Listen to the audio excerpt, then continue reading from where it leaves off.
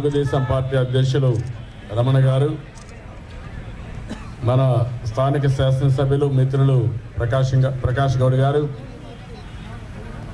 గౌరవనీయులు యువత అధ్యక్షులు వీరేంద్ర గౌడ్ గారు, అదే మరిగా వేదిక పైన మిత్రులందరూ ఉన్నారు. పూర్తిగా గౌరవ శాసనసభ్యులు, నాకు ప్రాణ సమానమైన తెలుగుదేశం పార్టీ కుటుంబ సభ్యులందరికీ నా నమస్కారాలు, అభినందనలు, శుభాభినందనలు.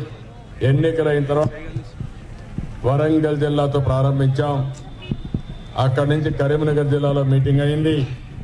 ఈరోజు మహబూబ్నగర్ జిల్లా మీటింగ్కి వెళ్తున్నాం. మనం మీటింగ్ పెడుతున్నామంటే టీఆర్ఎస్ పార్టీ రైళ్లు పరిగెత్తున్నాయి, దీంట్లో ఏమాత్రం అనుమానం లేదు. అందుకే వాళ్ళు ఆలోచించి మన నాయకులు కొంతమందికి ప్రలోభాలు పెట్టి ఏదో ఒక విధంగా వాళ్ళ పార్టీలో చేర్చుకోవాలనుకున్నారు. కానీ నేను ఎన్నోసార్లు చెప్పాను, ఒక నాయకుడు పోతే 100 మందిని తయారు చేసే శక్తి తెలుగుదేశం పార్టీకి ఉంది. నాయకులు ఎప్పటికప్పుడు అడ్డదారులు దొక్కుతున్నారు, కానీ కార్యకర్తల ప్రాణాలు ఇస్తున్నారు. మీరు చూపించిన చొరవ, మీరు చేసిన త్యాగాలు ఆ జీవితంలో మరిచిపోలేనని చెప్పి మరొకసారి కార్యకర్తలందరికీ విజ్ఞప్తి చేస్తున్నారు. ఈరోజు రాష్ట్ర విభజన జరిగింది, 2 రాష్ట్రాలుగా ఏర్పడ్డాయి, 2 వారు ఉన్నారు.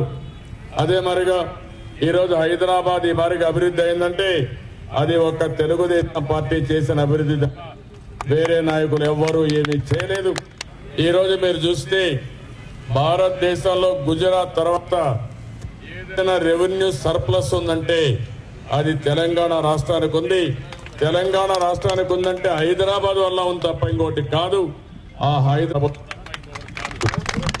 అలాంటిది ఈరోజు మనం డెవలప్ కూడా ఈ రాష్ట్రానికి అన్ని విధాల న్యాయం జరగాలి, తెలుగుకి అన్యాయం జరగాలని చెప్పి ఉద్దేశంతో మనం చేశాం.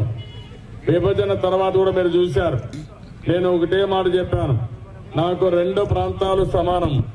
తెలుగుదేశం పార్టీ మీరు ఒకసారి చూస్తే తెలంగాణలో ప్రతిపక్షంలో ఉన్నాం, ఆంధ్రప్రదేశ్లో మనం అధికారంలో ఉన్నాం, నేను ముఖ్యమంత్రిగా ఉన్నాను. ఢిల్లీలో చూస్తే మనం సహకరించిన ప్రభుత్వం, మనము బీజేపీ కలిసి పోటీ చేశాం. ఎన్డీఏ అక్కడ ప్రభుత్వం అధికారంలో ఉండే పరిస్థితి. కాబట్టి ఢిల్లీలో కూడా చాలా సార్లు చెప్పాను, ఏదైతే తెలంగాణ ప్రాంతానికి న్యాయం జరగాలి, తెలంగాణను కూడా అభివృద్ధి చేయాలని. నేను ఎప్పుడు ఢిల్లీకి పోయినా తెలంగాణ విషయాలు మాట్లాడుతున్నానని చెప్పి కూడా నేను మీకు చేసుకుంటున్నాను. ఈరోజు నేను ఒకటే అందరినీ కోరుతున్నాం, తెలుగుదేశం పార్టీని దెబ్బతీయాలంటే